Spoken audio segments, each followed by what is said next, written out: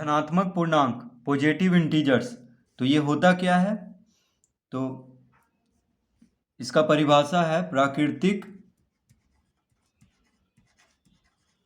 प्राकृतिक संख्याओं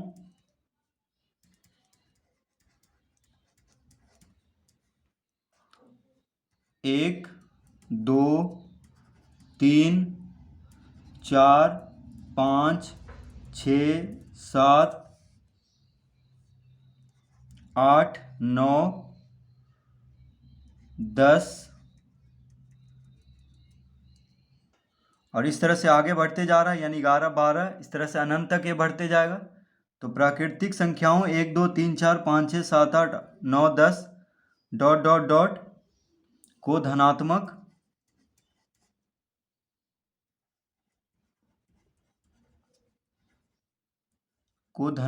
पूर्णांक कहते हैं।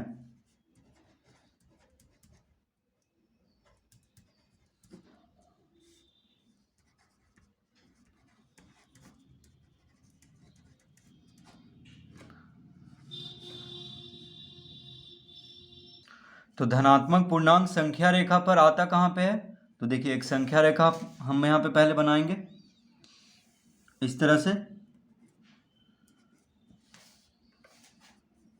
इसका कोई नाम दे देंगे, मान लीजिए x डैश, ठीक है।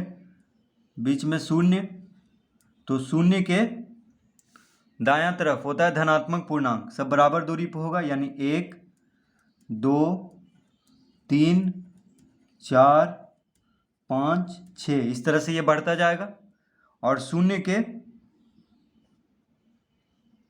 बायां तरफ होता है ऋणात्मक पूर्णांक, यानी -1, -2, -3, -4, -5, -6 इस तरह ये भी बढ़ता जाएगा, ठीक है। तो धनात्मक पूर्णांक संख्या रेखा पर कहाँ होता है? शून्य के दायां तरफ, ये हमेशा याद रखना है। शून्य के दायां तरफ धनात्मक पूर्णांक और शून्य के बायां तरफ ऋणात्मक पूर्णांक।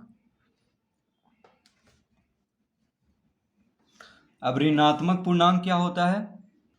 ऋणात्मक पूर्णांक यानी निगेटिव इंटीजर्स। तो संख्याएं, ये कौन कौन से संख्याएं होती हैं? तो लिखेंगे संख्याएं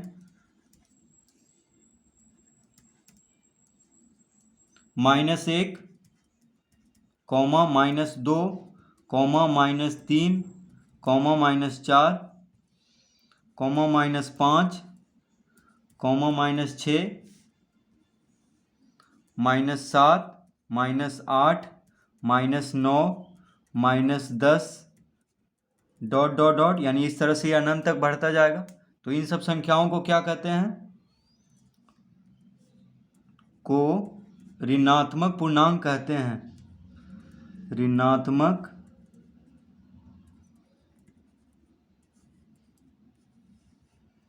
पूर्णांक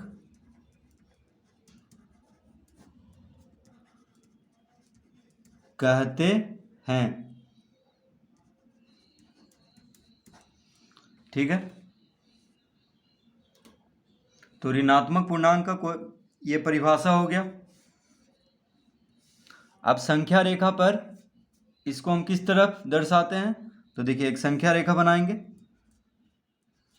ठीक है। मान लीजिए इसको नाम देते हैं x डैश, ठीक है। मूल बिंदु शून्य, यानी बीच में 0 लिखेंगे। तो शून्य के बायां तरफ बायां हाथ तरफ ऋणात्मक संख्याएं होती हैं, यानी -1, -2, -3 सब बराबर दूरी पे होगा, -4, -5, -6 इस तरह से ये बढ़ता जाएगा इस तरफ बायां तरफ। और शून्य के दायां तरफ होता है धनात्मक संख्या, यानी 1, 2, 3, 4, 5, 6, 7 इस तरह से। तो अब हम लोग समझ चुके हैं कि धनात्मक पूर्णांक और ऋणात्मक पूर्णांक क्या होता है। शून्य ना तो धनात्मक होता है ना ही ऋणात्मक, ठीक है। शून्य एक पूर्णांक है, लेकिन यह ना तो ऋणात्मक है और ना ही धनात्मक पूर्णांक है।